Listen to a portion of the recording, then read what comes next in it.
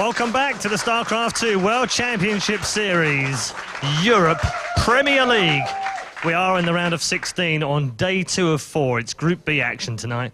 And before we get into our next matchup, I thought it was worth checking back in with all 4 players in this group, just to remind you of who we've got. So let's take a look at Group B in its entirety right now. You can see on your screen, we've got Vortex from Spain. He's already gone down 2-0. You heard earlier, Empire Cast predicted that one. He was pretty much the only person on Twitter that did that. I don't know how many in the crowd might have predicted it either. Baby Knight's also in the group. He's next up, Mr. John Anderson.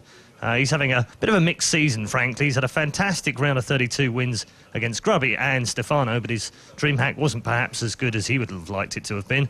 And then we have the new crowned man of the North, or King of the North, is Naniwa, who finished second at DreamHack recently and had a fantastic run through before losing to Lennox. And finally, the man who's already 2-0 up this evening, Mr. Happy from Russia. I probably shouldn't call him Mr. Happy, because sometimes he's not happy. And sometimes, yeah, hey, I've got to get a few of the puns in. Apollo's been stealing them. Anyway, we will get underway with our next game now. Happy is the man waiting in the winners' final. Will it be Baby Knight or will it be Naniwa? It's the Battle of the Scandies, and it's going to be taken through with you by Apollo and Kalaris. Thanks very much, Paul. And this one is going to be pretty good. The king in the north, the lone wolf, moving south himself, trying to take out the rest of Europe. Right, yes, he is.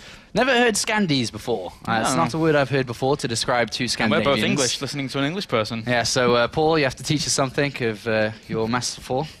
But yeah, moving on to these two players. A great setup here. And I think it's just so perfect that this is WCS, the Europe Premier League, because Baby Knight made his name in WCS last year. Like, he made his name, and through the Denmark Nationals over to the Nordic Nationals, or at the Nordic Nationals, I should say, into the Europe, even into the actual Battle.net World Championship 2. And he carried his success over to international tournaments. He played at MLGs, and I think they played each other at an MLG as well. They did. They did, actually. They played each other during MLG Dallas, and it ended up being a 2-0 for Naniwa during that PvP. But as you can see here, we do have the map vetoes on the way. So Naniwa looking to take that first veto here. What is he going to go for? In PvP, it's a little bit of a mixed beast. Maps not necessarily as popular in terms of map vetoes because Blink players become a little bit less likely nowadays. And Naniwa taking away Whirlwind to kick things off. All right, getting rid of Whirlwind. Remember the two stars of these players. Baby Knight loves Stargate play. That's something that we saw, you know, vividly in the round of 32 when he was able to beat out Grubby. And I think every single game of all three, he opened up Stargate. Whether Grubby scouted it or not, it was like Baby Knight was like, this is how I'm playing. So Naniwa is a player that likes to prepare for people too. Has his own build orders. I'm not too sure what to expect from Naniwa today. If it's going to be simple gateway pressure, if it's going to be tech choices of his own here. But these maps, as you mentioned, are going to really show us what they don't want to play on, depending on what they want to do.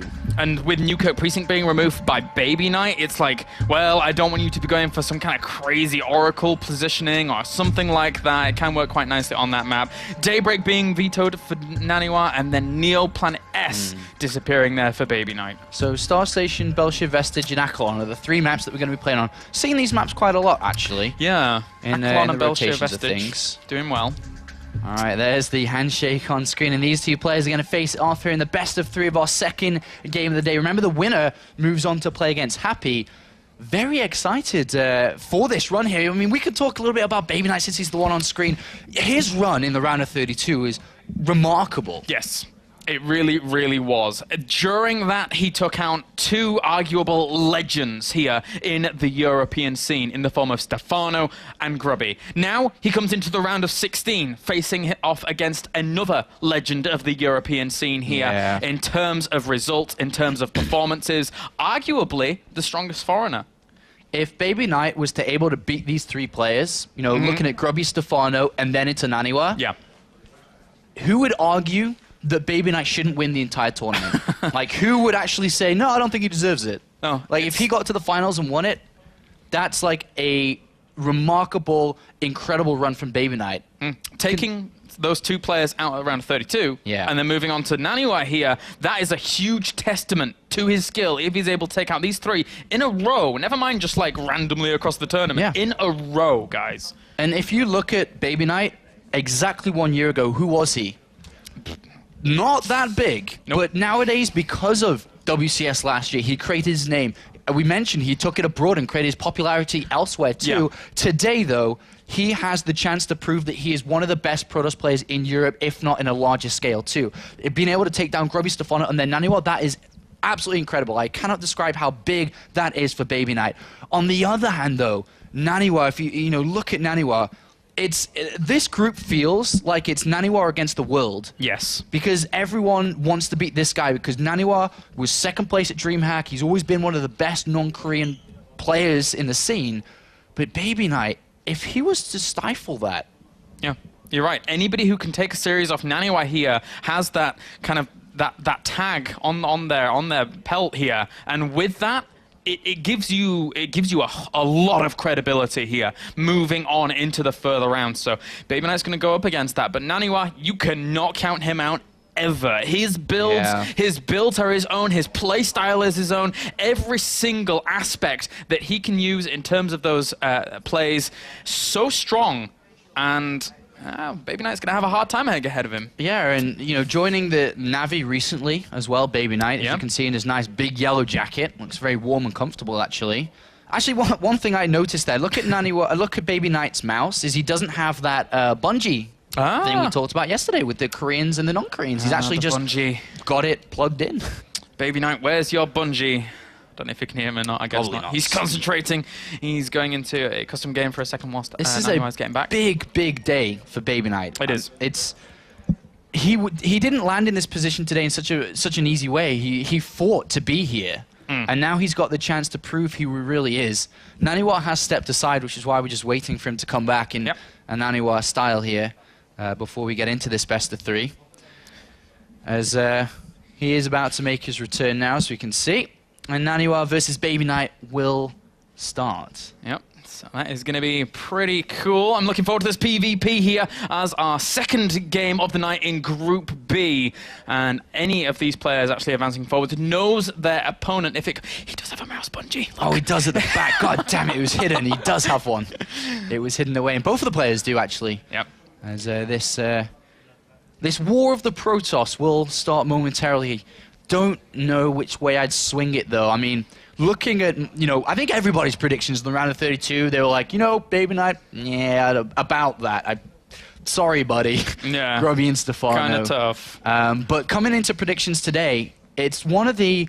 I don't think it's the hardest group when it comes to skill-wise and player-wise, but it's absolutely one of the closest groups. Yeah. It really is. It really is. This group could have gone any way. It's a group of uncertainty. It's a group of volatility. There are a lot of ways to describe this group. Anybody can advance here. And these two Protoss, they're looking to move on to just have that one last series against Happy. And both of them have pretty good PvT. They're not necessarily both known for that specific matchup. They have their strengths lying elsewhere, but still, Happy's going to be careful here when going up against either of these. Usually I'd say that the pressure of the series would go to the opponent favored, which would be still, in my opinion, Naniwa here. Yeah. But because of the results from Baby Knight, I think that the pressure's starting to even out a little bit here. Because in one way, yes, Naniwa is slightly favored, if not more so favored over Baby Knight. But because of Baby Knight's results, he's got a lot of eyes on him today. StarCraft fans, non-StarCraft fans, Navi as well, watching how he performs here at WCS. And remember, if you advance through to this game and able to beat Happy and move on another level, you're guaranteed to stay in Premier League. You're able to stay here on these stages, play, week in, week out, whenever the games are scheduled. But if you lose here today, which could happen to one of these two players, Naniwa or Baby Knight, you're going down to Challenger League. It's not a position you want to be in at all. The money ramps up very, very nicely here now in Premier League, whereas going down to Challenger League, it's nowhere near as prestigious in terms of the prize pool. And basically, you're playing Challenger League to get into Premier. You want to stay here. Neither Naniwa nor Baby Knight want to fall down, and I mean, if you look at the group in its entirety, we already said it was a group of, you know, uncertainty, volatility, anybody can move on, but arguably, because of what these two have accomplished, they're the two favorites here, and they have to face off against one another in the first game. That's right. Both players banked $2,000. You mean, talked about the money a little bit through the WCS here. Banked $2,000 just for being in the round of 16. It does start to climb up, though, up to $3,500, and then escalates incredibly high if you get top 4 and manage to qualify for the semifinals. As you can see on screen, Baby Knight seems to be having a little bit of an issue with his earplugs ready for sound. I think what I could see before is the socket that he was meant to plug it in was a little bit too far away, and it was stretching almost where he couldn't wear them. But it looks like he's resolved that, and we will be starting in a couple of seconds here. Left hand versus right hand. Yep, he does. Tattoo versus non-tattoo. That's true. Jacket versus non-jacket. And long hair versus short hair. I like me some long hair, man. I like me some long hair. And the interesting thing, actually, is if Naniwa actually advances on, if Naniwa defeats Baby Knight, then, I hate to do this, but we have the Alliance versus the Empire, Apollo. Oh, Colaris. You got that one out there. It's like Naniwa forgot to shave today. It's no problem, though. It's not an issue when it comes to playing. As, that's a mean stare. We actually talked about it off camera a little bit. Naniwa's just, the way that he looks is scary. Like, just the way that he stares, his, you know, aura surrounding him is so dark and dangerous. Not quite the Alliance. Not quite the Alliance. No. Not quite. But he is, isn't he? And then you have this beautiful guy wearing an amazing jumper, really brings out his eyes, and that yellow sweater. Look at that handsome face. A beacon of light. A beacon of light. And there is a contrast between them, isn't there? There is. It is light versus dark here. Naniwa representing, I would say, the Sith, but it just goes against everything he is named behind. Yes. And with this, you know, Baby Knight, he's a pretty mannered bear, gotta say. He is an incredibly nice individual, that is for sure. And it looks like both the players, well, actually, I say both. Naniwa is ready. Baby Knight is also ready, which means one thing. The admin press is going. We're going to start this best of 3, Colaris. It's the second game of the day. Quite excited for this one. Denmark versus Sweden.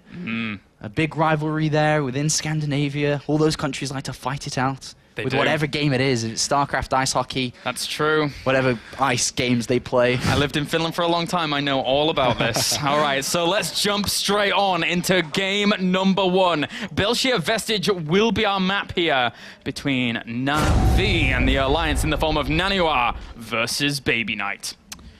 And spawning down to the bottom right-hand corner here as our red Protoss, arguably the strongest foreigner in the world right now.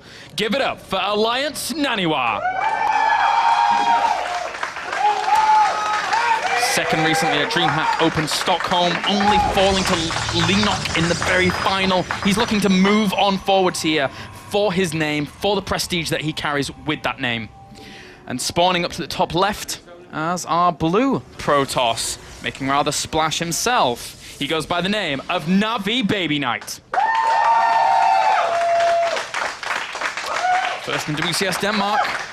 Yeah, look at that run. That's such an impressive run from you can almost say nothing in terms of results to a big finish. 9th to 16th place there at the World Championship. Continued through from there. And today is the big day for Baby Knight. If he's able to get all 3 kills, Grubby, Stefano, and Naniwa in a row, he's going to be absolutely over the moon, and it makes his run for the rest of the tournament so much easier. He's killed all the strong players in Europe. It really does. It's a big thing for Baby Knight now to actually attain. If he can do it, he is plain sailing from this point on. Although there's going to be many more trials down the road that he will have to overcome. So, Gateway on the way for both players. Gas is at a very, very similar time. Baby Knight's a little bit ahead here, so not too much deviation to kick things off. Yeah, the one difference to a lot of Protoss versus Protoss depends on the style of the player themselves. You can take a Gas at 14, which it was in this game. It was 13 Gateway, 14 Gas. Or you can wait a little bit to 15, 16, and then take 2 Gases at once. Players like Sase like to go ahead and put 2 probes in each and play it out a little bit differently, but in this game they're going Gateway, Cybercore, and then the second gas. Interested to see if we're going to see the skipping of the Zealot, which is a common thing nowadays, to get your tech out a little bit earlier. Sometimes you get it, sometimes you don't. And already you can see a bit of difference between them. Naniwa not opting to get that, and instead a second gateway.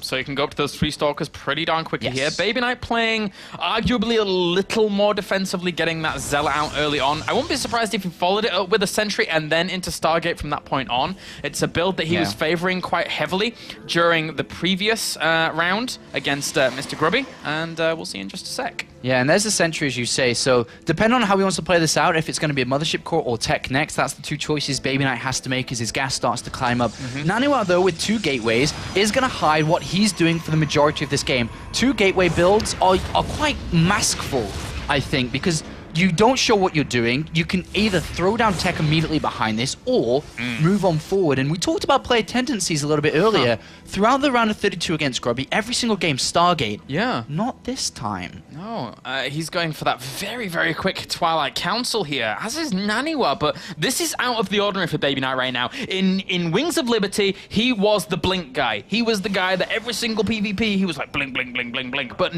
not necessarily here in Heart of the Swarm. And I mean, he could even go for the Dark Shrine as well, but no, it's going to be that blink. Yeah, 150 gas. Perfectly well timed here. Yeah. Great build from Baby Knight straight over to blink. The one thing, the difference between the 2 players, yes, Naniwa's got later tech, but he's got an earlier Mothership Core. And in this part of the game, it's a little bit dangerous to do this, to move out like Naniwa's doing, but the benefit is he's going to be able to poke in. It depends on if the Mothership Core gets scouted or not, but he's going to see Blink being researched, which gives him a massive heads up compared to Baby Knight. There he actually goes in, sees Blink, and now gets out. This is sometimes dangerous because if the player is being aggressive with 3 gateways, for example, that Mothership Core a lot of the time isn't going to make its way home, but in this case it's actually fine. Naniwa's going to get out, see what his opponent's doing, and I'd be interested to see what happens here. Naniwa's got a couple of choices: defend, aggressive. I think that, well, with these pylons being set up, it might be that aggressive route here, as we have those extra gateways on the way for Baby Knight, as well as Naniwa, just getting that ramped up and good to go in terms of that production. 3 gates each, and with that can fuel a lot of Stalkers. But Blink versus Blink micro in Protoss versus Protoss is some of the most strenuous micro that you can actually go into in all of StarCraft. It is so hard to actually get those trades off, and this is going to be a real test here. And Naniwa will naturally need to play the defensive player because his Blink was late. He went in there and knew that it was later because he got the Mothership Core, so he's going to sit back. He did manage to squeeze out a pylon in the middle of the map, though, just, well, on the other side of the map. That's going to be used to either counterattack and turn the aggression over, or use it to warp in Zealots to actually counter in terms of just simple maneuvers to get into the mineral line here. Naniwa with the Robo coming down, he's looking to set up a good defense and then go over to Immortals really easily, really fast to solidify basically what he has, but he has to be so careful. He has less Stalkers, he has no Blink. And he does blink one of those Stalkers back, so Baby Knight saves that for now. But Baby Knight cannot take that engagement just yet. He loses a Zealot. His Stalkers were basically not all together. At the same time, whoa, an aggressive blink forwards here by Naniwa. He's trying to move all the Stalkers, getting this round, so defensive blinks are not going to matter as much. And Naniwa doing a great job here thus far. It's so close, though. It looks like Naniwa is just barely going to eke out a little bit of a lead there due to that micro, due to the choices he's taken. He doesn't save his Mothership Core in the end of the reinforcements for Baby Knight. Come along once again, trying to push Naniwa back. He may have overextended. Yeah, 3 Stalkers went to join Baby Knight's army, but the other 3 Stalkers and Naniwa, identical accounts, actually went to kill the pylon in the bottom left there. Naniwa lost a bit there, even though he was very assertive with his decision-making. He said, I killed a Zealot, killed a Sentry, go, and jumped right in there, because he knew Guardian Shield wasn't there, the Zealot wasn't going to be there, and he had a little lead, but he lost it. But he does have an Immortal on the way, but he's going to lose stuff before that gets there. He may even lose the entire game if the Immortal goes down. He may do. That pylon is very, very important. Needs to stay alive, and it is going to, thanks to the Stalkers actually keeping it alive, along with that reinforcement, but the Immortal pops out at exactly the wrong position, goes down instantaneously. Naniwa has to pull probes off the line once again here to try and deal with this, and the Stalkers keeping their lives back during all of this, but he did lose a lot of workers. 8 went down, and even these Zealots here for Naniwa trying to even things up. Yeah, he got 4 probe kills, and that's really big for these Zealots, and the more are going down, and that's the use of that pylon to counterattack on the back foot. So great maneuver here from Naniwa, who absolutely was falling behind, and look at that, 8 probe kills from those 2 Zealots, 3 Stalkers getting warped in at the back, identical unit counts in terms of won and lost there, but in terms of units lost exactly, there was a single Stalker, I think, in favor of Baby Knight, was the difference between 2 of them. Yeah. Or Pokes the out a little mothership bit. core, sorry. Yeah. Will now try and move back here. And will save himself the Stalkers. So Baby Knight right now, 47 supply to the 44, and just changed a little bit. 2 of that is in probes, and actually he has a 6 Stalker advantage right now. Naniwa dicing with death, but He's got a force field, okay, good, because as you said,